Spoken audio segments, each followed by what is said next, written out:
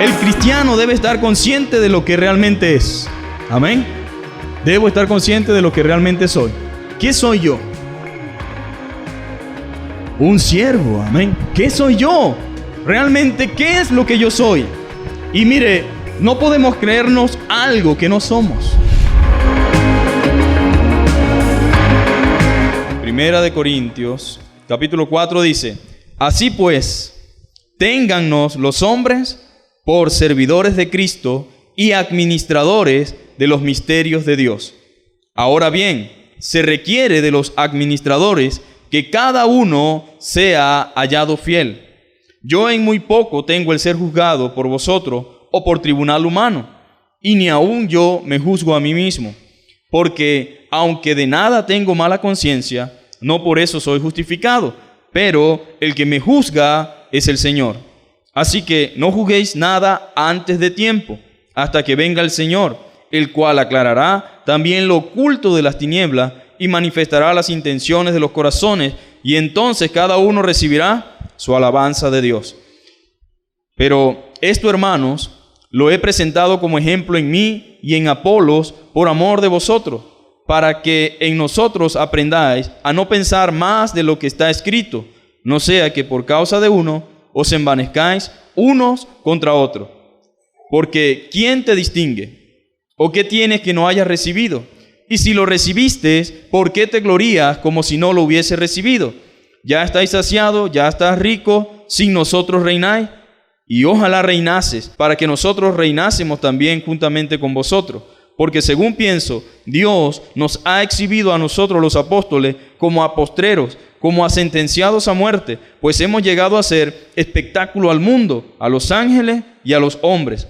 Nosotros somos insensatos por amor de Cristo, mas vosotros prudentes en Cristo. Nosotros débiles, mas vosotros fuertes. Vosotros honorables, mas nosotros despreciados. Hasta esta hora padecemos hambre, tenemos sed, estamos desnudos, somos abofeteados y no tenemos morada fija. Nos fatigamos trabajando con nuestras propias manos. Nos maldicen y bendecimos, padecemos persecución y la soportamos. Nos difaman y rogamos. Hemos venido a ser hasta ahora como la escoria del mundo, el desecho de todos. No escribo esto para avergonzarlo, sino para amonestaros como a hijos amados, porque aunque tengáis 10,000 años en Cristo, no tendréis muchos padres, pues en Cristo Jesús yo os engendré por medio del Evangelio. Por tanto, os ruego que me imitéis. Por esto mismo os he enviado a Timoteo, que es mi hijo amado y fiel en el Señor, el cual os recordará mi proceder en Cristo de la manera que enseño en todas partes y en todas las iglesias. Mas algunos están envanecidos, como si yo nunca hubiese de ir a vosotros, pero iré pronto a vosotros si el Señor quiere, y conoceré no las palabras, sino el poder de los que andan envanecidos. Porque el reino de Dios no consiste en palabra, sino en poder. ¿Qué queréis? ¿Iré a vosotros con vara o con amor y espíritu de mansedumbre? Amén. ¿Cuántos son siervos de Cristo? Eso es lo que dice la palabra, ¿verdad?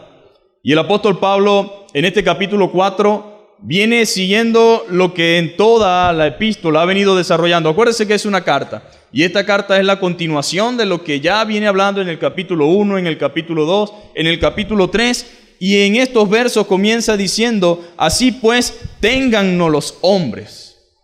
Habían discusiones, habían pleitos dentro de la iglesia de los Corintios por quién era mejor, por quién era Pablo, por quién era Apolo, por cómo cada uno se desenvolvía y se desarrollaba desde el ministerio de la enseñanza y de la instrucción. Estaban ellos consternados entre los hombres, estaban ellos muy cautivados por cada uno de los maestros que la iglesia tenía y también por aquellos líderes que se habían levantado. Ahora, Pablo, viendo todas estas cosas y observando dónde estaba el corazón de la iglesia, y por eso nosotros estamos en esta mañana aquí para aprender, amén. Diga conmigo, estamos aquí para aprender a mirar lo que Dios quiere.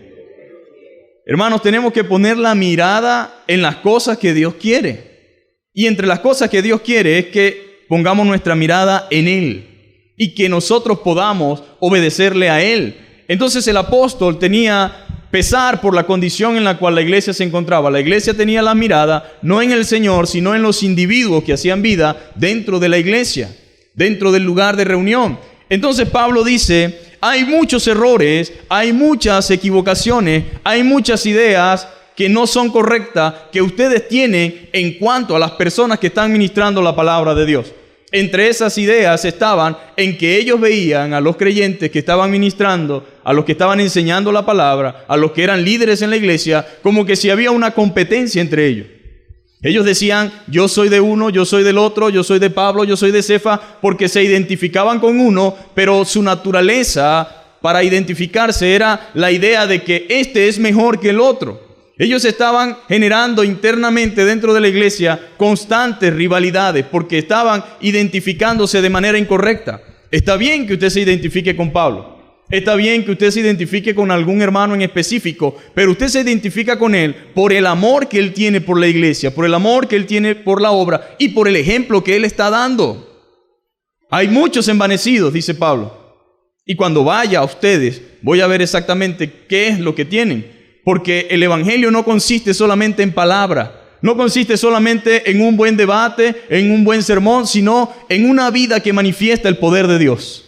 Porque el evangelio no es solamente palabra, sino poder de Dios. Yo quiero ver realmente lo que hay en sus vidas. Quiero ver sus testimonios, quiero ver su conducta, quiero ver verdaderamente quién son y si realmente el poder de Dios está en ustedes. Y fíjense que Pablo tenía muy claro lo que él era y quería que la iglesia lo supiera. ¿Cuánta gente no anda por allí en el mundo cristiano y dentro de la farándula cristiana pensando algo de sí mismo que no es? Por eso Pablo decía, nadie debe tener más alto concepto de sí mismo que el que debe tener. Porque hay mucha gente que se levanta como la espuma, que se crece, que se cree y que se hace acreedor o merecedor de cosas que no le corresponden y que no le pertenecen a él. A nadie le pertenece la gloria ni la honra.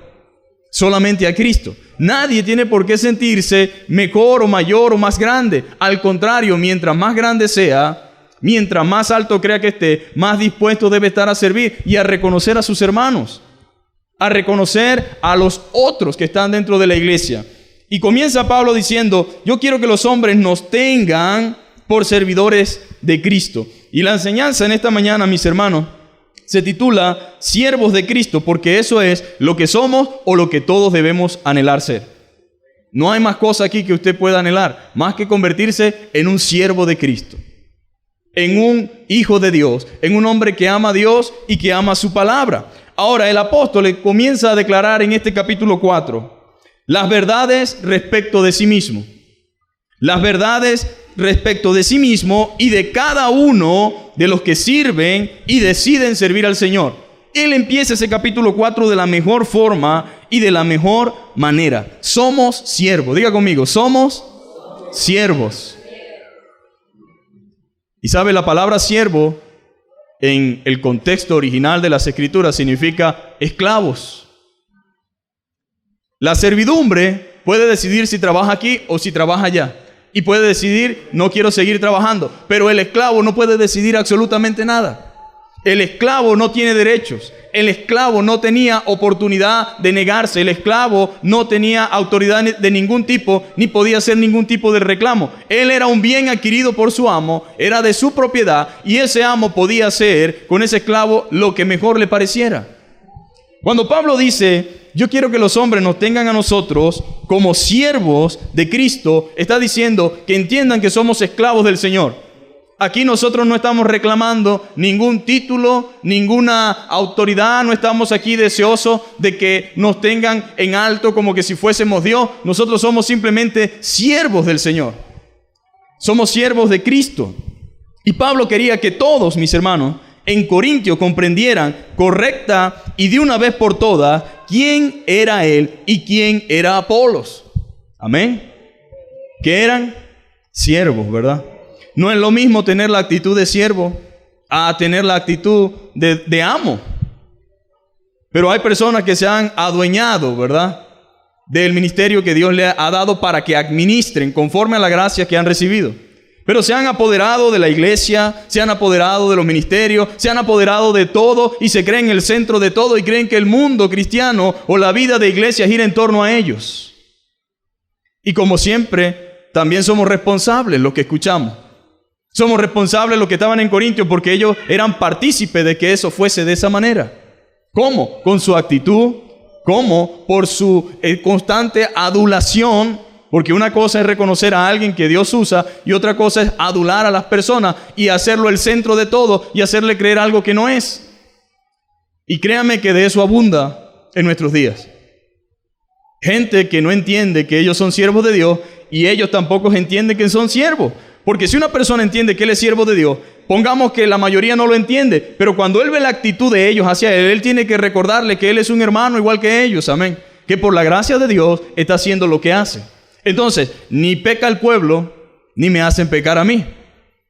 Pedro y Juan, cuando iban al templo y hubo la sanación de aquel hombre cojo, todo el mundo se volcó hacia ellos y lo miraban con una causa y una manera y una forma como que si ellos eran los que habían hecho posible ese milagro. Y la respuesta de ellos no fue, sí, nosotros somos los que hacemos este milagro. Dios nos usa a nosotros para milagros. Y sí, tienen que ir a donde yo digo que estoy para que puedan recibir un milagro. Él dijo, varones hermanos, ¿por qué ustedes se aglomeran y se agrupan pensando que ese milagro ha sido hecho por nosotros? El mismo Dios de ustedes, el cual ustedes adoran por mano de Él, ha sido hoy hecho en presencia de ustedes este milagro. En pocas palabras, Pablo tenía muy claro, mis hermanos, lo que él era y lo que era Apolo y lo que la iglesia debía pensar de él. Amén. Necesitamos más siervos. Necesitamos más gente que diga, soy un siervo del Señor. Necesitamos gente humilde, gente con los pies bien puestos sobre la tierra, bien plantado. Amén. Gente que esté consciente de que ellos no pueden hacer nada en su propia fuerza, sino que es la gracia de Dios en ellos. Y gente que viva realmente para glorificar al Señor. No puede ser posible, mis hermanos, que eso sucediera en la iglesia. Y Pablo no podía permitirlo. Él tenía que hacer un frente a eso y tenía que hacer un pare. Amén. Cuando las cosas estaban saliendo del lugar, cuando las cosas se están yendo por otro camino, alguien en la iglesia tiene que hablar de parte de Dios por medio de las Escrituras y hacer un pare, un detenimiento. Amén. No estamos hablando aquí de ningún extremo. La Biblia dice que reconozcamos a los que trabajan en el Señor. Y dice la Biblia que ellos son dignos de doble honor, mayormente los que enseñan. Pero en ningún momento podemos confundir una cosa con la otra. Cada cosa en su debido lugar y en su debido momento y dentro de su contexto. Amén. Entonces Pablo dice, somos siervos de Dios. Eso es lo que somos. Somos siervos. Que los corintios dejasen a un lado, ese era el propósito de Pablo, la idea errada que tenían sobre ellos. Porque gracias a los conceptos carnales y no espirituales que los corintios tenían, habían afectado a la iglesia generando pleitos y divisiones. Habían puesto su mirada en los hombres y se gloriaban en ellos en vez de gloriarse en el Dios de ellos. Si Dios está usando a Pablo, gloria a Dios, amén. Pero no podemos gloriarnos en Pablo y salir de aquí hablando de Pablo. Nosotros reconocemos al apóstol Pablo porque Dios se glorificaba por medio de él. Pero la iglesia había comenzado a poner la mirada en los hombres y en los líderes de la iglesia. Y Pablo, mis hermanos, no quería que eso fuese de esa manera. No quería que ellos se gloriaran en los hombres, sino en el Dios de ellos. Ellos habían creído que eso era una competencia. Habían pensado que eso era una carrera entre ellos. Y Pablo dijo, esto se ha ido por otro lado y está de manera equivocada. Por eso Pablo, en este capítulo o en el capítulo anterior, en los versos finales les exhorta a no poner tanto énfasis en la sabiduría humana y a que no se gloríen en los hombres, sin importar quiénes sean, incluyendo al mismo Pablo o Apolo, Josefa. En pocas palabras, esto no es una lista del top 10. ¿Sabe, no? ¿Cuáles son las mejores músicas de la semana, del año? ¿Cuánto ha durado pegado? A veces hay comparaciones en el mundo cristiano que da vergüenza y pena ajena, ¿verdad? Porque se ve cómo la gente está en una constante idea de que ¿quién es mejor? ¿Quién es Pablo y quién es Apolo? Dice. Ni el que planta ni el que riega es algo, dice la Biblia, sino Dios quien da el crecimiento. Apolo sembró, Pablo sembró y Apolo regó, pero el crecimiento lo da Dios. Entonces la mirada no puede estar nunca en el hombre o en la persona, sino en Dios. Dios es el único que hace posible que la obra avance. Él es el que hace posible que las personas transformen su mente, su manera de pensar. Él es el que cambia el corazón. Las palabras de un hombre por sí solas no tienen poder para hacer absolutamente más que bulla. Pero bulla no es sinónimo de transformación. El poder de Dios es lo que transforma las almas. El poder del Espíritu Santo. Amén. Y Pablo estaba claro con eso. Estaba consciente de eso. No importa quién sea, si es Pablo o Cefa, no importa. No es la lista entonces del top 10. Tampoco tiene que ver quién es mejor predicador, quién es mejor enseñando o dirigiendo. Esas comparaciones son un pecado y una ofensa para Dios. El pensar así y el hablar así es un pecado y una ofensa para Dios. ¿Sabe? Yo creo que el hombre más prominente del púlpito en la historia cristiana se llamó Carlos Spurgeon. Y él fue convertido por un pastor de una comunidad pobre, campesina, y él entró allí porque la nieve lo venía azotando y se metió, y un mensaje tan corto como de 15 minutos, pero basado en la palabra de Dios y en el poder del Espíritu Santo, fue suficiente para que él cayera rendido a los pies de Cristo. Estaba consciente de que no es la elocuencia del hombre, ni la sabiduría humana, ni el título, ni la preparación, sino realmente que sea un siervo de Cristo que se deje usar por el Señor. Ahora, no podemos tapar el sol con un dedo tampoco. No podemos negar lo que Dios hace por medio de algunas personas, de algunos hombres. Tenemos que reconocer, amén, que hay personas que Dios usa amplia y grande y a través de fronteras. Todos no tienen el mismo alcance, pero ni el que llega lejos ni el que llega cerca debe sentirse grande o mejor. O puede pensar de repente la iglesia, no, bueno, ese pastor, imagínate tú, ¿cuántos hay ahí? Como 40 personas. 40 personas, pero si tú te pones a ver, todos son ignorantes. ¿Quiénes son allí los inteligentes? ¿Dónde está la gente influyente? ¿Dónde está la gente de reino? ¿Dónde está la gente de empresa? No, hermano, no podemos medir la iglesia ni el ministerio por la cantidad ni por los distinguidos que estén dentro. Pero la realidad de la iglesia se ha convertido ahora, ¿quiénes están ahí? ¿Cuáles son las figuras públicas que están adentro? ¿Cuáles son los artistas que visitan mi iglesia? ¿Dónde están los políticos que vienen a nuestra congregación? ¿Dónde está la gente que pertenece a X o esta federación o que pertenece de repente a los grupos más prominentes de la sociedad? Tristemente, hermanos, usted debe de reconocer junto con el Señor y con el apóstol Pablo que lo vil y lo menospreciado del mundo, lo desechado de la sociedad, son los que atienden al mensaje. No están excluidos el resto, pero quienes están más prestos, quienes escuchan con fe y quienes son las personas que están más atentas al mensaje, por lo general no son lo que la iglesia quiere tener adentro. Y fíjense que Pablo llega realmente confrontando a los hermanos porque estaban poniendo la mira y tenían la idea equivocada de lo que realmente era el ministerio. Y Pablo llega claramente hablando. No podemos nosotros, mis hermanos, caer en lo mismo. Lamentablemente muchos creyentes en nuestros días, al igual que los corintios, andan también en lo mismo, glorificando y gloriándose en los hombres, en los líderes cristianos y en lo que han logrado y juzgando sus capacidades y respaldo de Dios en base a cantidades o número, lo cual es un error gigantesco. Hay personas que miran la estructura y dicen, dependiendo de la estructura, es la capacidad de la iglesia. Dependiendo la cantidad, dice mucho del líder. Dependiendo la capacidad, dice mucho del pastor. ¿Sabe usted que hay muchas formas de hacer prosperar una iglesia en términos humanos? ¿Sabía usted que cualquier hombre que se proponga levantar un templo del tamaño que quiere, si se encapricha con eso y si él quiere lograrlo, lo puede hacer? ¿Sabía usted que hay personas que la llaman y le dicen, necesitamos solamente, pastor, que nos dé la cuenta de la iglesia para depositarle dinero allí? Y usted va a agarrar una parte por tener el dinero allí. Solamente préstenos la cuenta.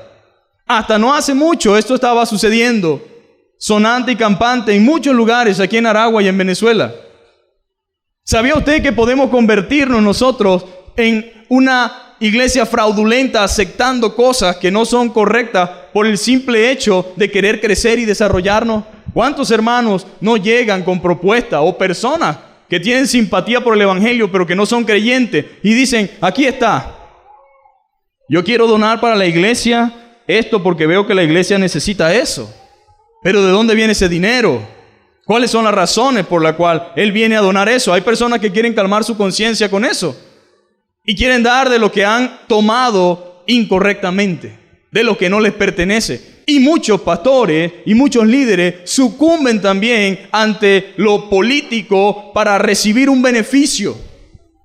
En vez de condenar, en vez de rechazar, porque no es para hacer política, pero también debe reconocer de que no podemos participar de cosas que no están bien delante de Dios, de uno o de otro. Debe ser lo suficientemente claro, fuerte y maduro para decir, preferimos seguir así, pero no vamos a aceptar esto o esto porque eso no proviene de Dios. ¿Dónde ha visto usted que Dios trabaja con delincuentes, con narcotraficantes, con personas con dinero de mal haber y que la iglesia tenga que recibir regalías? ¿Por qué y para qué? Pero es un error grande. Pero yo quiero crecer, amén. Yo tengo un sueño, tengo una idea y quiero llevarla a cabo, cueste lo que cueste. Pero cuando uno tiene su corazón malo, su mente desviada y torcida, cuando esas cosas suceden, pensamos que es Dios quien lo envió. En vez de decir, esto no puede provenir de Dios, decimos, es una bendición de Dios. Y gloria a Dios por fulano. Y oramos por él como que si fuera un hermano, en vez de decirle que debe arrepentirse, porque si sigue en ese camino, la muerte lo va a sorprender. Y aunque haya donado o dado, va rumbo al infierno. Pero ni se nos ocurra decir que va al infierno. Él es fulanito de tal. Todo lo que tenemos aquí es gracias a él, no gracias a Dios, sino a lo que él ha dado. Y si usted se da cuenta, las expresiones de los líderes cristianos, ellos no dicen la iglesia de Dios, sino mi organización, mi iglesia. Porque nosotros tenemos, porque nosotros hemos logrado, porque nosotros hemos alcanzado. Hermanos, son ideas erradas, equivocadas y que no provienen de la palabra de Dios. Ahora Pablo, siendo el gran apóstol Pablo, entre una figura sobresaliente en toda la Biblia, él dice, hermanos, yo lo único que les pido a ustedes es que sepan quién soy yo. Soy un siervo de Cristo. Soy una persona que ama a Dios. Soy un servidor, juntamente con ustedes. Entonces no se gloríen en los hombres, en los líderes. No se logren en lo que ellos han alcanzado. Ni piensen que todo lo que pueda alguien tener es un respaldo de Dios en base a cantidades o número, lo cual es un error gigantesco. Lo que Pablo quería era que entendieran los corintios, y lo que Dios quiere también que nosotros entendamos es que los líderes cristianos no son estrellas. ¿Sabía eso? Los líderes cristianos no son estrellas, sino siervos a la disposición de su amo. Nosotros somos simplemente siervos. Y en palabras de los evangelios dice, siervos inútiles somos. Porque lo que debíamos hacer, eso hicimos. Eso fue lo único que hicimos. Ya llegarán aquellos que dicen, eso no significa eso. Claro. Porque ellos no han de reconocer, ¿verdad?, que son siervos inútiles. Tratarse como nos trata la Biblia no es popular en el mundo, ni es aceptado por la mayoría del mundo. Pero Pablo sí estaba claro, soy un esclavo del Señor, un esclavo de Cristo. Y Dios quiere, mis hermanos, que entendamos que somos siervos a disposición de su amo y Señor, que es Cristo. Ahora, en primer lugar, el cristiano debe estar consciente de lo que realmente es. Amén. Debo estar consciente de lo que realmente soy. ¿Qué soy yo? Un siervo, amén. ¿Qué soy yo? Realmente, ¿qué es lo que yo soy? Y mire, no podemos creernos algo que no somos. Y no debemos aceptar que nuestra mente no traccione, ni tampoco que nadie nos engañe. No puedo ser algo que no sea lo que Dios me llamó a ser. Pero hay personas, lamentándolo mucho, que se creen algo que no es. Y el error más grande, mis hermanos, del liderazgo de la iglesia contemporánea es creer que el ministerio debe generarle prestigio y estatus. Hermanos, esto es fuerte porque aunque Pablo estaba hablando con los corintios por medio de esta carta, estaba tratando de poner en orden las cosas. Una manera de poner en orden las cosas es haciéndole ver a ellos quién es Él y quiénes son los creyentes y cómo los creyentes deben verlo a Él. O sea, nosotros no podemos permitir que la gente nos vea de una manera que no sea la correcta. Y Pablo dijo, yo soy un siervo de Cristo. Eso es lo que yo soy. No sientan admiración por mí de una forma como que si yo soy un extraterrestre o una persona mayor que nuestro Señor Jesucristo. No piensen de esa manera. Entonces el error de nuestro liderazgo y de la iglesia contemporánea es creer que el ministerio genera prestigio y estatus. Hemos usado un lenguaje que no es apropiado para la iglesia. Yo estoy de acuerdo con que el creyente debe superarse.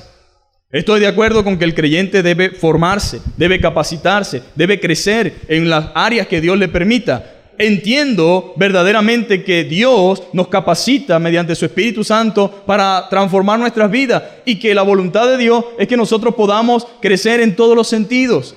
Pero no acepto o no estoy de acuerdo con la tesis de traer liderazgo que no conoce a Dios para que ese sea el que dicte la pauta del liderazgo que la iglesia debe llevar. Hay ya ministros o iglesias donde es prohibido decir la palabra predicador porque corre la gente. Él no es predicador. Denle cualquier nombre, orador, denle el nombre de motivador, denle el nombre cualquiera menos predicador porque la gente se asustaría. Porque la gente no quiere a una persona dando gritos, anunciando a Cristo y hablando de Cristo crucificado. Queremos a alguien que nos inspire, alguien que nos motive, alguien que nos llene de esperanza. Hermano, la única esperanza verdadera es Cristo. La única motivación verdadera para salir del pecado es Cristo, que nos da la capacidad para mantenernos firmes en medio de la adversidad. Pero nosotros hemos adoptado la filosofía del mundo y por eso Pablo estaba batallando con los corintios. No quiero, hermanos, que caigamos en eso. Y la única manera es expresándoselo. Somos servidores de Cristo, amén. Así debemos mostrarnos y así debemos reconocerlo. Y debe reconocernos la gente como servidores de Cristo. Así debemos mostrarnos a ellos. Y para Pablo, esta era la fórmula perfecta. Esta era la manera correcta. ¿Para qué? Para que los corintios dejasen a un lado la idea carnal de estar haciendo partidos dentro de la congregación en vista de que los corintios estaban viendo a Pablo y a Cefas de manera equivocada. Pablo entonces pasa a llamarle la atención. En primer lugar, somos servidores, siervos de Cristo, a disposición del Rey, cuando quiera, como quiera y donde Él quiera. Eso es lo que son, siervos de Dios. No de nosotros mismos, sino del Señor. Hay quienes son esclavos de sí mismos. No, yo no soy esclavo de nadie. Yo no soy, tampoco soy una persona que esté metida en la iglesia. Yo no ando sirviéndole a Dios, pero Dios sabe que no, si usted no es esclavo de Dios, es esclavo del diablo. Y si no es esclavo del diablo, es esclavo de sí mismo. Pero no es tan cosa como yo no soy esclavo de nadie. La única diferencia es que el esclavo es bajo fuerza y bajo imposición. El cristiano es esclavo de Cristo por amor. Después de que Cristo ha hecho lo que ha hecho por nosotros y habiendo pagado el precio que pagó por nosotros, nosotros no queremos irnos de su lado, queremos estar allí. Y lo mínimo que queremos hacer es entregarle nuestra vida completamente a Él para que sea usada para su gloria y para su honra. Eso es lo que quiere realmente el cristiano. Entonces, somos siervos del Señor. Al servirles a ustedes, estamos sirviendo al Señor. Pablo expresa su humildad con el ejemplo de la palabra griega huperetes, cuyo significado literal es remeros inferiores. Para que usted tenga una idea de lo que Pablo estaba diciendo. Nosotros somos realmente sirvientes del Señor. Y esa palabra en griego tiene una connotación más fuerte. Y se usaba o se empleaba para mostrar primero que eran unos remeros inferiores con referencia a esclavos, las personas más menospreciadas y explotadas del mundo. En el mundo romano, un esclavo era la persona más explotada, que pasaba su existencia en el fondo de las embarcaciones. ¿Y sabe qué hacía esa persona ahí en el fondo de las embarcaciones? Imagínense viajar de Grecia hasta España. Ellos eran el motor de la nave. Estaban allí, en el fondo de las embarcaciones. Ahora, la diferencia entre ellos y nosotros es que para nosotros es un privilegio servir al Señor. Es una bendición, pero debemos tener claro lo que significa. Jesucristo mismo dijo, el Hijo del Hombre no vino para ser servido, sino para servir y para dar su vida en rescate por muchos. El siervo de Dios no debe ser un sinónimo de grandeza y opulencia en el cual todo el mundo debe rendirle pleitesía, porque es un mal concepto. El siervo de Dios no es aquel que todo tienen que tenérselo a la mano. No es aquel que no puede hacer otra cosa que no sea simplemente desde aquí a donde yo quiera, como yo quiera. No, el siervo del Señor es una persona sumisa, humilde, que se ha entregado en cuerpo y alma a la causa del Evangelio. Y es lo que Pablo trataba de decirle a los hermanos que estaban en Corintios. Marcos 10:45 dice claramente, porque el Hijo del Hombre no vino para ser servido, sino para servir y para dar su vida en rescate por muchos. Yo creo que la iglesia necesita es más siervos. Personas que estén dispuestas, amén. Personas que quieran agradar al Señor, que quieran obedecer al Señor y que no sean solamente, en vez de ser uperetes, esclavos al servicio de Dios, quieren tener a Dios a su servicio. Quieren poner a Dios como su esclavo para complacer todos sus caprichos. No, Él vino para servir. Y créame, el problema de los corintios era el problema que tenían nuestros hermanos, los apóstoles. Señor, en tu reino yo quiero sentarme aquí. En tu reino quiero estar de este lugar a tu derecha. Y en el otro dijo, yo a tu izquierda. Así queremos que de humildad y todo te decimos cómo queremos reinar contigo. Y el Señor le dijo, así no es. Eso es lo que aspira y quiere la gente que no conoce a Dios. Los reyes de la tierra o los gobernantes de las naciones se enseñorean de ella. Ellos no entienden que están administrando. Ellos creen que es de ellos. Ellos dicen, les dimos la pensión, les pagamos, les hicimos esto, les hicimos aquello, cuando todo el mundo sabe que no es así. Estás administrando un recurso. Los apóstoles perdieron el norte por un momento y dijeron, Señor, quiero estar allí. Porque la gente tiene la idea que el que está arriba, ¿verdad?, es servido. Y Jesús dijo, no, entre vosotros no será así. El que se crea más grande debe servir al más pequeñito. Y realmente el más grande es vuestro servidor. Y claramente Jesús mostró eso y Pablo lo entendió. Él lo comprendió. Él sabía que su vida cristiana debía recordar cada día el propósito de su llamado. Y el deseo de Dios es que cada uno de nosotros, de cada creyente, de los que estamos en esta mañana, y cada servidor y ministro y líderes puedan entender que estamos llamados a servir al Señor y no estar pendientes de que nos sirvan. Mire las dos cosas que nadie quiere. Más bienaventurado es dar que recibir, y mejor es servir que ser servido. Pero el mundo y muchos lo entienden al revés. Es mejor que nos den. Es mejor que nos sirvan. Y lo más difícil para un creyente es morir a esas dos cosas.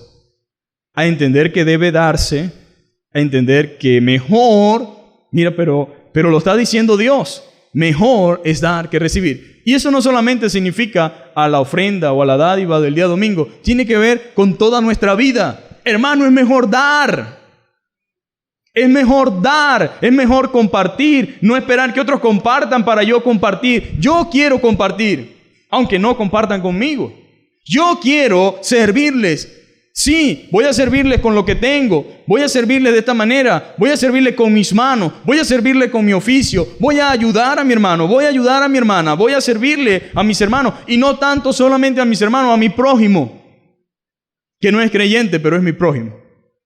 El prójimo no está asociado en la Biblia a que sea un creyente. Amarás a tu prójimo, a tu semejante, como a ti mismo. Pero a veces ayudamos al cristiano que se porta bien conmigo, ni siquiera a un hermano. Si me cae mal el hermano, si no me gusta su forma de ser, ni su forma de expresarse, créame que conmigo no va a conseguir nada. Eso se llama carnalidad, falta de espiritualidad y falta de entendimiento de lo que las Escrituras enseñan. Ahí está el Señor. Como segundo punto de este capítulo 1 podemos decir que somos administradores. No es lo mismo ser el dueño a ser el administrador. Pero hay personas que están administrando y están dañando y haciendo desastre con lo del dueño. El problema es que el dueño pone a administrar a alguien y no todo el tiempo lo tiene encima. Pero llega un momento en que va a suceder como aquel hombre que dijo, voy a ver cómo están mis cuentas, y pidió los libros, y los libros no van a cuadrar. Va a llegar un momento en que la gente que no entiende que la vida que tiene la está administrando. Sea creyente o no, usted tiene una vida que Dios le ha dado y usted simplemente está administrando eso. Pero un día, no muy lejano, Dios va a pedir cuenta de lo que está haciendo con su vida. Aunque usted dice que usted hace lo que le da la gana, tendrá que rendir cuentas al Señor de lo que está haciendo. La pregunta es, cuando ese día llegue, ¿qué va a hacer? ¿Qué le va a decir? Peor aún, los que son creyentes, los que están sirviendo, los que tienen ministerio, los que están administrando la gracia de Dios. La pregunta es, ¿qué le van a decir a Dios cuando el Señor les pida cuentas? Ciertamente Pablo está hablando entre cristianos, entre creyentes, que van a estar ante el tribunal de Cristo, pero somos administradores, hermano. Cada uno de los que está aquí está administrando un don, está administrando talento, está administrando capacidades, está administrando lo que Dios ha puesto en su mano. La pregunta es, ¿qué estoy haciendo? ¿Cómo lo estoy usando? ¿Cuál es el provecho que tiene Dios de esto? Porque habrán algunos que piensan que Dios se lo dio solamente para autocomplacerse. Pero tendremos que dar cuenta a Dios de lo que hemos recibido de parte de Él. Somos entonces administradores y no los dueños. Importante eso, a veces se le olvida, ¿verdad? A uno. Tenemos tanto tiempo haciendo lo que Dios nos ha puesto a hacer que llega un momento en que pensamos que depende de nosotros y que somos los dueños, ¿verdad? Pero no somos dueños. Administrar no nos da derecho sobre lo que estamos a cargo. Apacentar la grey de Dios que está entre vosotros, no teniendo señorío sobre ellos. La Biblia dice que no somos nosotros los dueños de las ovejas. No podemos nosotros maltratar, dañar lo que es la obra de Dios, porque vamos a dar cuenta, mis hermanos. Estamos a apacentar la grey de Dios que está entre vosotros. Pero no podemos abusar de la grey. No podemos abusar de los hermanos, porque nosotros estamos administrando algo que le pertenece a Dios. Y mire, si usted le ha pasado la experiencia de tener que lidiar con una persona delicada por algo que usted sin querer dañó o que no usó correctamente y le ha tocado dar la cara, ¿verdad que es difícil?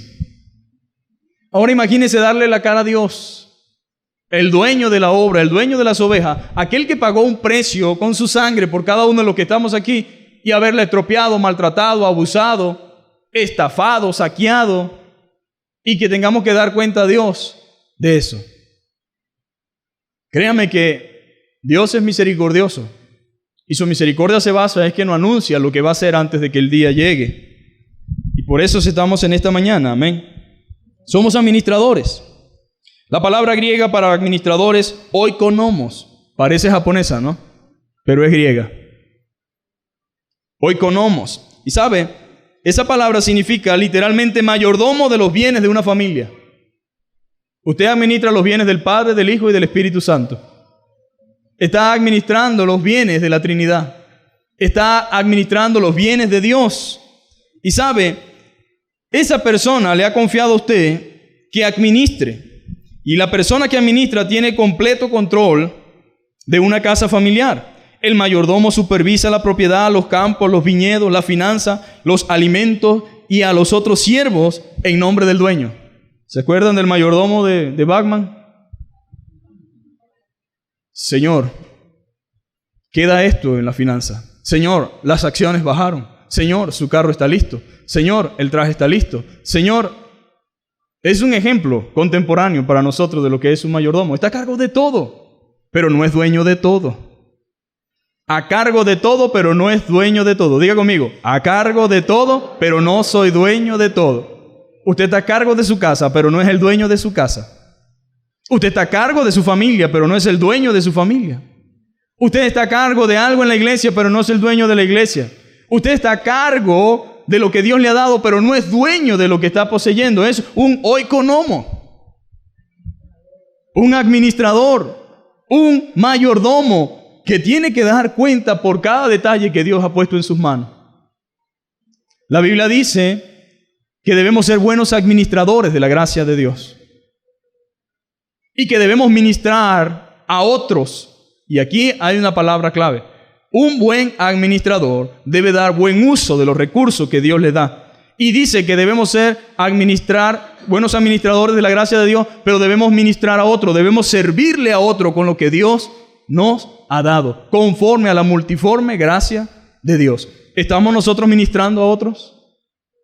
¿Está ministrando a otro con lo que Dios le dio? ¿Está haciendo buen uso de lo que Dios ha entregado en sus manos? Esa es una pregunta que cada uno quizás puede responder. Yo no puedo responder por nadie. Y Pablo en este capítulo no solamente está hablando de la responsabilidad, sino también de que ni un creyente puede juzgar a Apolo, ni nadie puede juzgar a Pablo, porque el que me juzga es el Señor. Pero el hecho de que sea Dios el que me juzgue no significa que yo no deba darme la tarea de analizarme, de ponerme el termómetro de Dios y decir, Señor, ¿cómo estoy? ¿Cómo ando? ¿Qué estoy haciendo? Entonces somos realmente, es un administrador. Pablo junto con el resto de los apóstoles eran mayordomos de Dios. Eran las personas que estaban encargadas ¿de qué? De suministrar el evangelio, dice la Biblia, el misterio de Dios. Ellos eran los encargados de mostrar a Jesucristo. Jesucristo era el misterio escondido, pero que ahora ha sido revelado a los hombres. Y Pablo era el encargado de ministrar, era el encargado de revelar y era el mayordomo de los asuntos de Dios con respecto a la iglesia.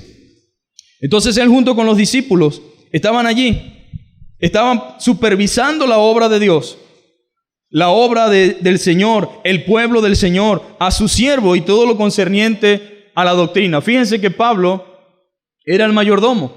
A su vez significaba que habían otras personas haciendo otras actividades. Había maestros, habían personas que estaban encargadas quizás del diaconado, pero el mayordomo se encargaba en nombre del amo de supervisar a los siervos. ¿Se da cuenta de la tarea que tenía Pablo? Una tarea fuerte, hermano. A veces los administradores son mal entendidos por los siervos. El supervisor, que en este caso representa a Pablo, era el responsable de lo que en esa iglesia sucediera. Y él tenía que corregir lo deficiente. Yo no sé cuántos han sido supervisores o jefes de caja por lo menos, o de repente algunos habrán sido gerentes o tendrán personal a su cargo, pero ¿cuántas veces, es verdad, hay personas abusadoras, maltratadoras, pero hay personas muy sensatas, muy justas, muy correctas que están administrando y a veces es difícil corregir a la gente, es difícil corregir a los que están haciendo las cosas mal porque nunca lo ven de la forma que deben verlo. La diferencia entre un siervo común y un oikonomos en un administrador es que él defiende con lealtad los intereses de su amo. El siervo no le importa nada si pierde o gana. Y si me paga, sigo. Y si no me paga, me voy y punto. Pablo dice, nosotros somos administradores. A usted le debe interesar los dividendos, le debe interesar la lealtad que le debe al Señor. Yo quiero que la obra de Dios crezca, amén. No puede darme igual si la obra de Dios está sufriendo pérdidas. Cuando digo pérdidas no estoy hablando en términos financieros, me refiero a la cosecha de almas. Queremos personas convertidas y transformadas. Queremos que el creyente crezca espiritualmente. Como administradores de Dios anhelamos eso. Pero si se están derrumbando, si se están destruyendo, si están siendo afectados, si se están muriendo en el camino, ¿cómo es posible que nosotros actuemos con una actitud de siervo negligente? No me importa. O peor aún, como está sucediendo, que nos convertimos en siervos maltratadores, en administradores abusivos. Bienaventurado aquel siervo que cuando su señor volviese, le encuentre haciendo. Pero si su amo se va y éste comienza a maltratar a su siervo, a dañarlos, a herirlo, ¿qué creen ustedes que va a pasar cuando llegue el dueño? ¿Se da cuenta que Dios usa ejemplos tan claros que usted y yo podemos entender?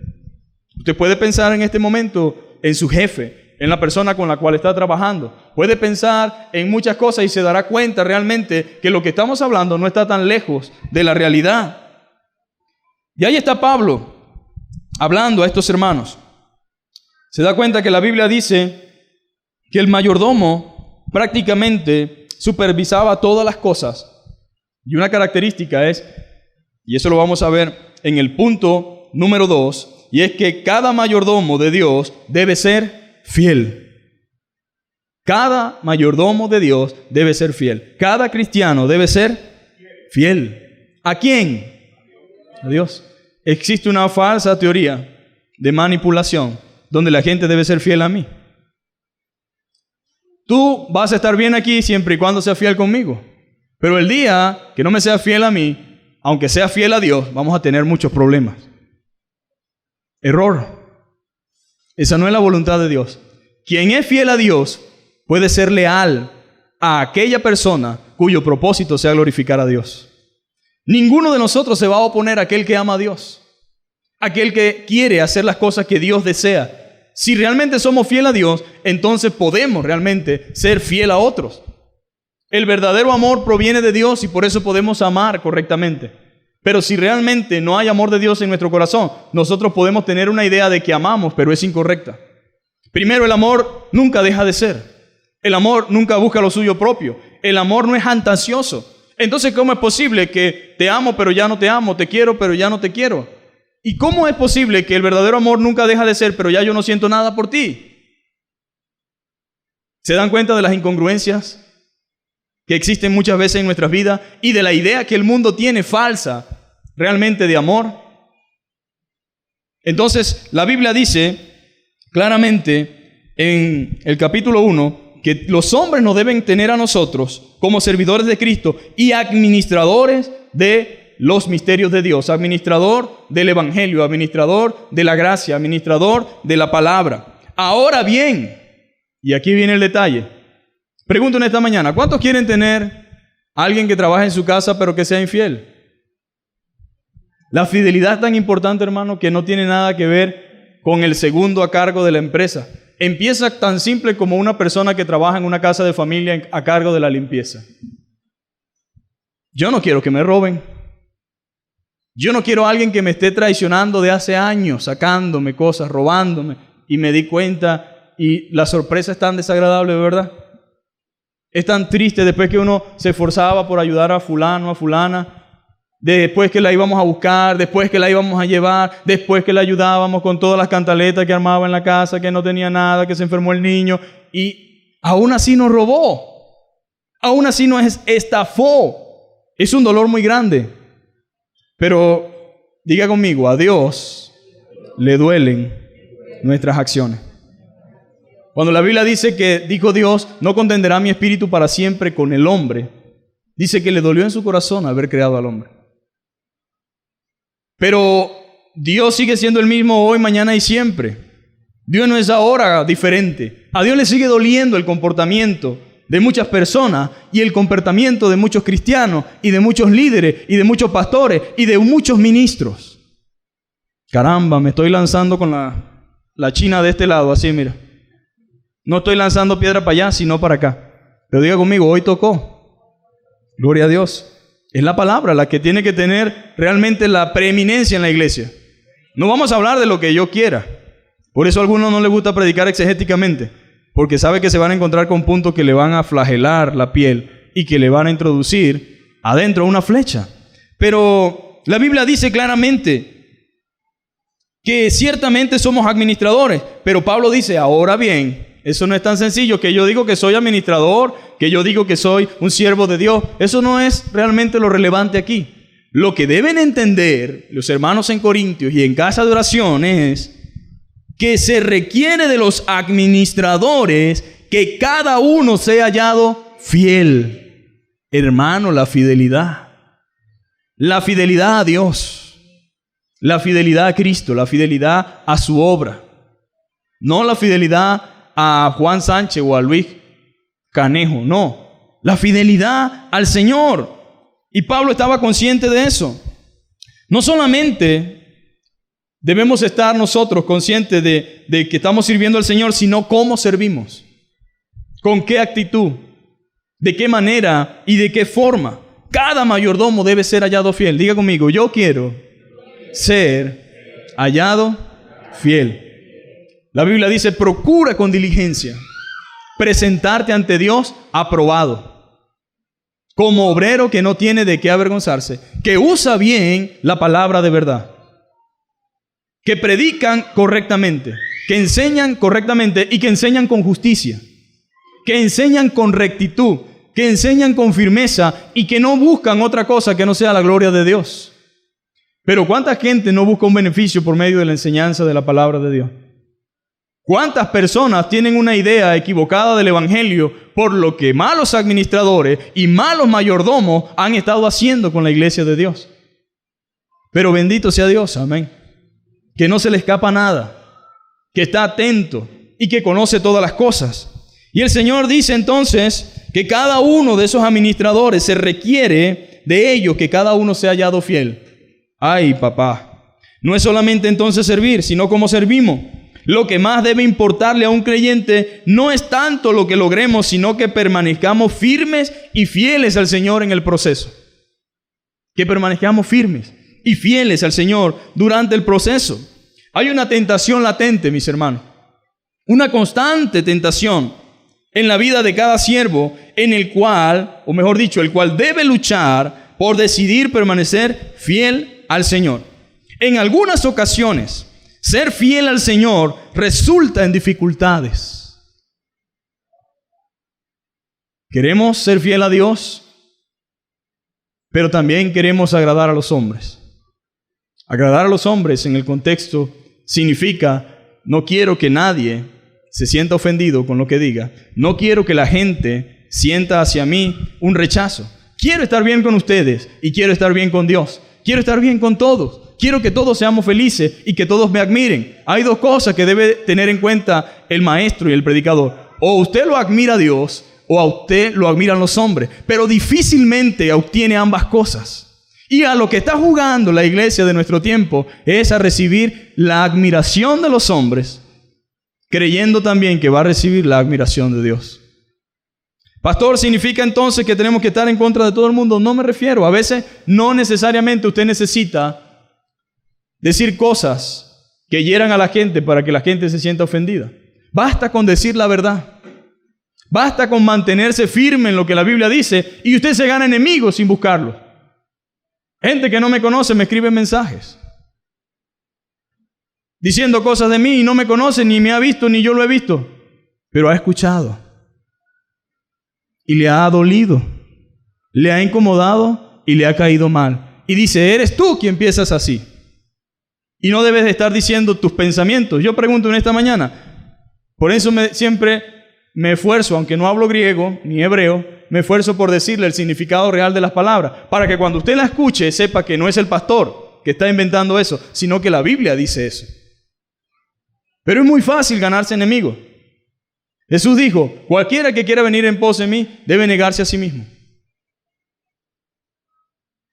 Sepan que no he venido a traer realmente paz como el mundo considera, sino que por causa de mí habrá disensiones, dificultades. La Biblia dice que el que quiere vivir piadosamente padecerá persecución. Y vamos a ver lo que la Biblia sigue diciendo. Amén. Debemos ser fieles.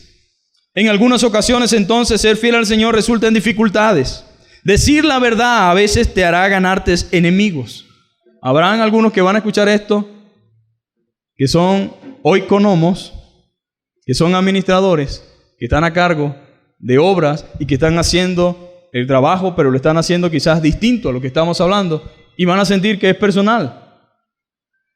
Van a sentir que tiene nombre y apellido, pero no es así. Ustedes son testigos de que estamos en el capítulo 4, y en el capítulo 4 dice eso.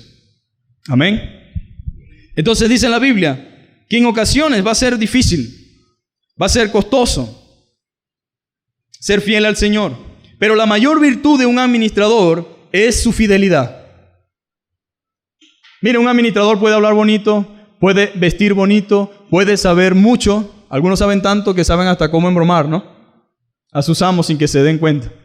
Pero la virtud más grande de un administrador es la fidelidad. Esa es su mayor virtud, su integridad. Que no está de acuerdo con el sueldo, pero no por eso lo roba. Sino que prefiere decirle: Juan, ¿cuándo me vas a aumentar? Aunque Juan siempre le diga lo mismo. Por ahora no. Pero la mayor virtud de un administrador es su fidelidad, la lealtad y la obediencia a su voluntad, o sea, la voluntad de Dios. La honradez, mis hermanos, es otra virtud maravillosa de un administrador.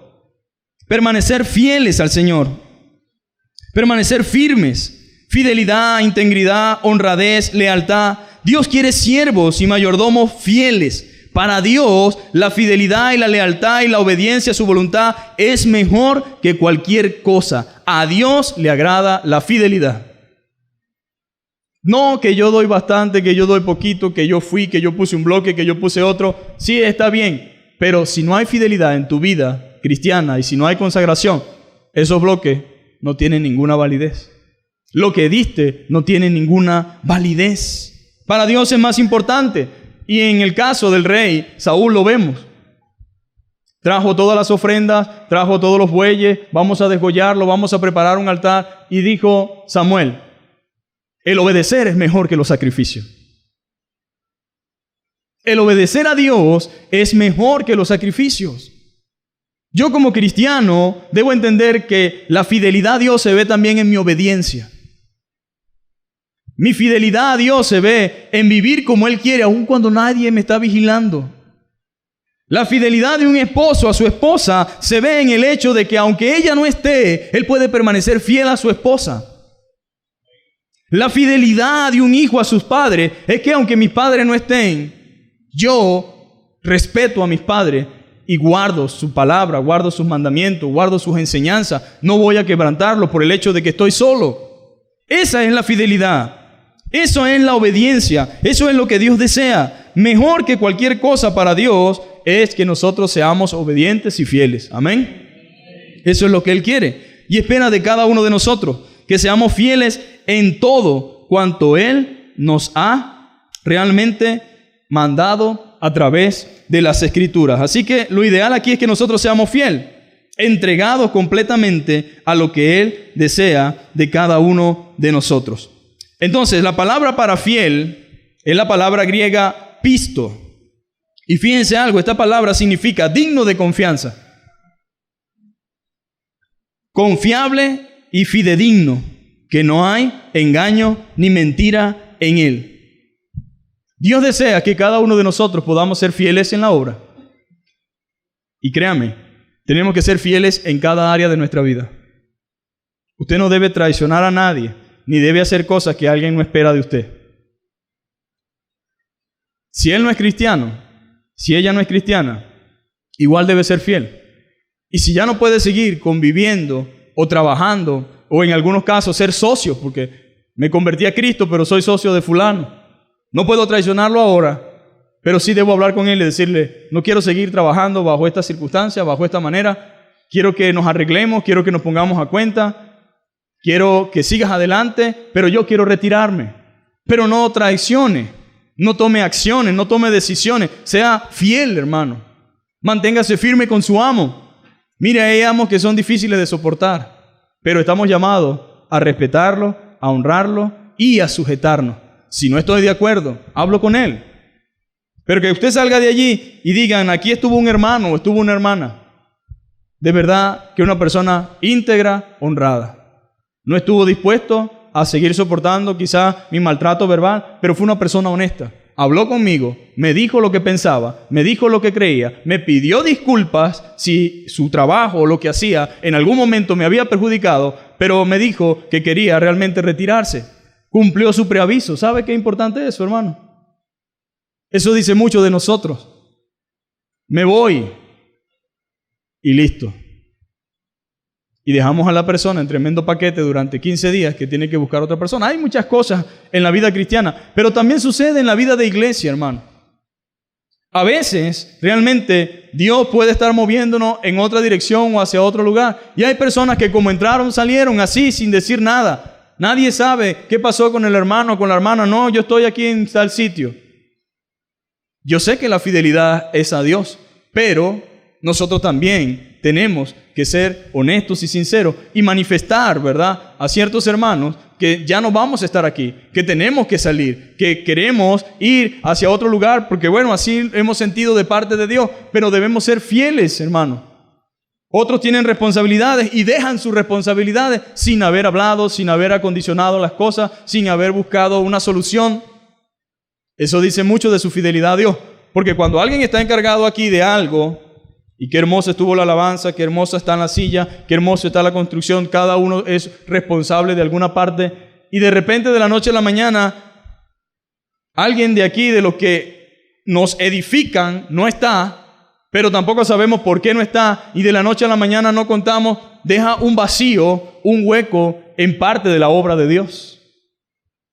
Y déjeme decirle, mis hermanos, que cuando una persona deja de hacer algo, no está dejando de hacerlo para mí, porque las alabanzas no son para mí, ni para usted, aunque a usted le gustan, ¿verdad? Pero es para Dios. Entonces, Dios demanda de sus siervos fidelidad en el área y en el lugar donde Dios nos ha puesto. Se requiere eso, que seamos dignos de confianza.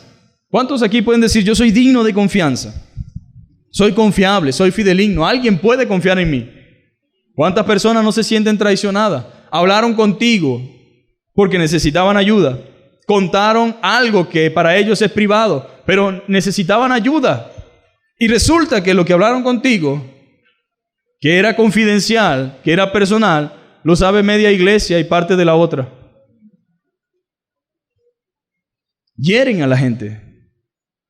Pablo dice, no, mire, tenemos que ser fieles, pero si somos fieles a Dios, vamos a ser fieles en el resto de las demás cosas. Los corintios, mis hermanos, eran para nada fieles y para nada confiables. Los corintios valoraban más la fluidez y la elocuencia. Valoraban más la fluidez, la elocuencia, pero sucede que el primer requisito para un mayordomo es la fidelidad. Nadie que va a poner a alguien a cargo de un negocio dice, recomiéndame a alguien que sea estafador, ladrón, que tenga mala fama, que ya lo haya hecho en otros lugares, que tal vez no me lo va a hacer a mí, mándame a ese. La pregunta siempre es la misma. ¿Tienes a alguien de confianza? O los que tienen casas aquí. Yo digo, ¿cómo se necesita, verdad, la ayuda doméstica? Y se dice, ¿conoces a una mujer? Mira el punto en que hemos llegado.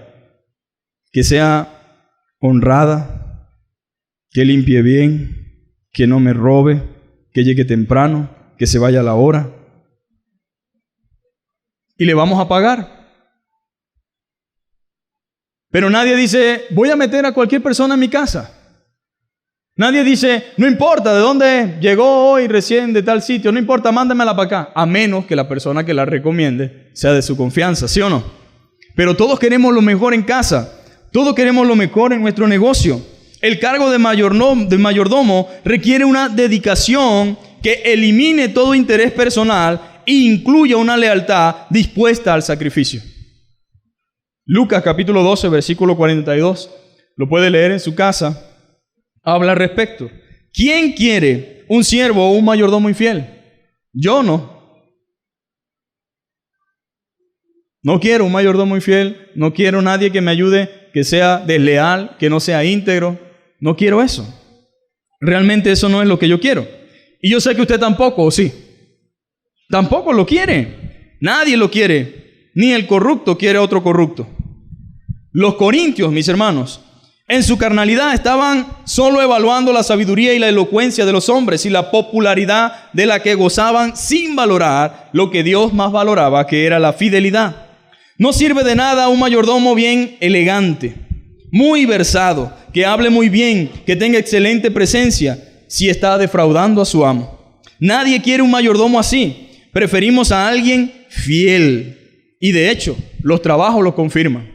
A veces hay personas ocupando cargos, no tanto por su especialidad, ni por su capacidad intelectual o académica, sino por lo fiel que es. Y la gente se pone brava, porque dice, ¿por qué él está a cargo de nosotros si nosotros sabemos más que él? Él no me roba. Él no se lleva nada. Él llega a la hora. Él no es reposero. Él toma en serio el trabajo. Es fiel. Y yo confío en él. Y el hombre se va y le dice, aquí están las llaves. Y el hombre le dice, esta es mi camioneta, anda y haz lo que tengas que hacer. Pero él sabe que no va a ir a Caracas, que no va a Barquisimeto, que no va a visitar la familia que nunca ha visitado, que no va a llegar a Cúcuta, va a pasar, la va a traer cargada y va a vender. Porque hay gente así, que le prestan, que le dan confianza, que creen que es un buen mayordomo, y mientras espabilo, resulta que le dio la vuelta al mundo en mi carro. Y cuando me la entrega me dice que solamente hizo el cambio de aceite. Lo que no sabe es que cuando revisan el kilometraje, ¿Se dan cuenta de todo lo que hicieron? Ahora Dios también conoce, mis hermanos, lo que nosotros hacemos. Dios nos ha dado a nosotros para que administremos. Dios sabe si lo estamos estafando, Dios sabe si lo estamos robando, Dios sabe si estamos haciendo mal uso de lo que nos ha dado, Dios sabe si estamos defraudando su obra, Dios sabe la motivación con la cual estamos haciendo las cosas, y un día vamos a tener que dar cuenta de todo lo que hacemos. Eso debía poner a los corintios en contexto y que ellos pudieran decir, bueno, Señor, quiero hacer las cosas bien, por lo menos si no lo estaba haciendo de aquí en adelante, lo voy a hacer bien. Entonces queremos fidelidad. Eso es lo que nosotros queremos. Fidelidad y lealtad. Queremos gente fiel, gente que realmente ame a Dios y ame su obra. No queremos entonces solamente gente que tenga presencia. No solamente queremos personas que sean elegantes y versados, ni que hablen bien y que tengan excelente presencia, sino que realmente respete a sus amos y que sea fiel. Nosotros no queremos tampoco, al igual que Dios, un mayordomo infiel. No queremos eso. Ahora, alguien pudiera decir, bueno, como a veces es más importante la fidelidad para el servicio a Dios, el conocimiento va de otro lado.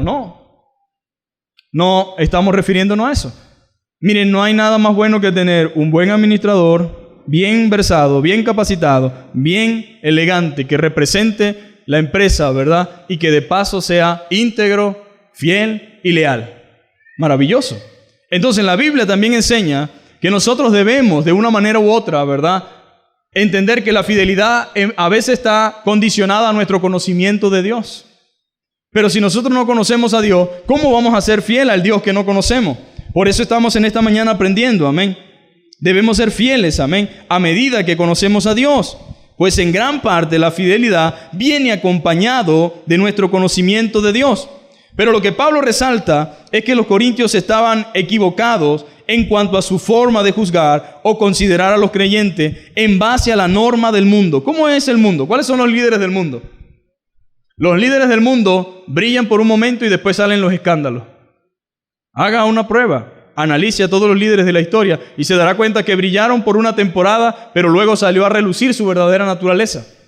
Pero aún así el mundo lo sigue escogiendo de la misma forma y de la misma manera. El mundo mide el liderazgo solo en base a la popularidad. Si es popular es porque es un líder, dice la gente. El alcance que alguien tenga de las masas, en lo que ha logrado y alcanzado, su influencia y su elocuencia, sin importar si es íntegro, sin importar, ¿verdad?, si realmente esa persona tiene ética, si es sobrio, si es una persona responsable. El mundo no le toma en cuenta eso. Pero Dios es más importante, amén. Para Dios es más importante la fidelidad. Para Dios es más importante la fidelidad a las Escrituras que los resultados de cantidad. ¿Qué quiere Dios? Fidelidad a su palabra. Fidelidad a las Escrituras. Dios dice, me interesa más la fidelidad a las Escrituras que la cantidad de personas que puedan estar dentro de la iglesia. Me importa más la calidad. Me importa más realmente, más que sean fieles a las Escrituras que a los resultados. Que sean más fieles a las Escrituras que a los números. Mire, Dios desea de nosotros, hermanos, lo que el mundo no busca en un líder. Más que los edificios, quiero fidelidad. Que prediquen la verdad, dice la palabra, ¿verdad? O quiere Dios que prediques la verdad, aunque realmente no tenga buenos dividendos ni buenos beneficios. Daría uno por sentado que todo el mundo quiere la verdad, pero en el día de hoy la verdad duele y la verdad no todo el mundo la quiere. Hay personas que les gusta que le mientan en su cara y que le digan mentiras. Es la realidad. Hay personas entonces que prefieren la mentira que la verdad. Dios desea que prediques la verdad, aunque con dificultad oratoria. Sí, me cuesta transmitir, pero Dios dice, sigue fiel allí. Ser un excelente orador, pero un distorsionador de la verdad, no agrada a Dios. Vas a tener el aplauso de los hombres, pero no el aplauso de Dios. Vas a tener la atención de los hombres, pero no la atención de Dios. Entonces Dios no quiere un buen orador distorsionando la verdad. De allí la gran responsabilidad de los predicadores y de los administradores del Evangelio. Mire, entre los grandes profetas destaca Jeremías. El profeta Jeremías fue grande en su oficio, pero no tuvo realmente éxito, por así decirlo, en términos humanos para con el pueblo. Fue odiado, fue perseguido, fue encarcelado, estuvo metido en el cepo, tuvo comida de agua y migajas de pan. Muy sufrido el profeta Jeremías. Y dice la Biblia también, en términos humanos, él no tuvo realmente un ministerio fructífero, sino un fracaso. Juan el Bautista, un gran hombre de Dios, pero como muchos dirían, era solo un loco detestable, mal vestido, ermitaño, pero Dios dice que de nacido de mujer no hay otro como Juan. La idea, mis hermanos, o el propósito, es que podamos comprender nuestro llamado y la responsabilidad delante de Dios, que puede que seamos abucheados por el mundo, que no seamos bien vistos, que suframos difamación y persecución, pero si estamos haciendo la voluntad de Dios, hemos triunfado. Amén. Si estamos haciendo la voluntad de Dios, hemos triunfado. Maduremos, amén, como cristianos. Y evaluemos y valoremos las cosas desde la perspectiva de Dios y no en base al mundo. No juzgue los ministerios por lo que ve, sino por lo que realmente son, amén, por lo que realmente hacen y que esté conforme a las Escrituras. No juzgue a sus líderes en base a lo que la nueva tendencia de la iglesia llama éxito. Mire, da tristeza cómo mucha gente deja su iglesia porque su iglesia no tiene lo que según la iglesia donde están yéndose sí tiene. Esa no es una razón para nosotros hacer las cosas que a veces hacemos. Y Dios, hermano, realmente quiere que nosotros maduremos en ese sentido. Dios desea realmente que nosotros seamos fieles y que no juzguemos en base a la nueva tendencia de la iglesia o a lo que la iglesia llama éxito. Al contrario, anímelo a que sean fieles, a que sigan haciendo la voluntad de Dios y que recuerden que Él es quien juzga y revela la obra de cada uno. Y al final, la alabanza que realmente importa es la alabanza de Dios. ¿De qué sirve, mis hermanos, la alabanza de los hombres si hemos defraudado al Señor? ¿De qué sirve eso?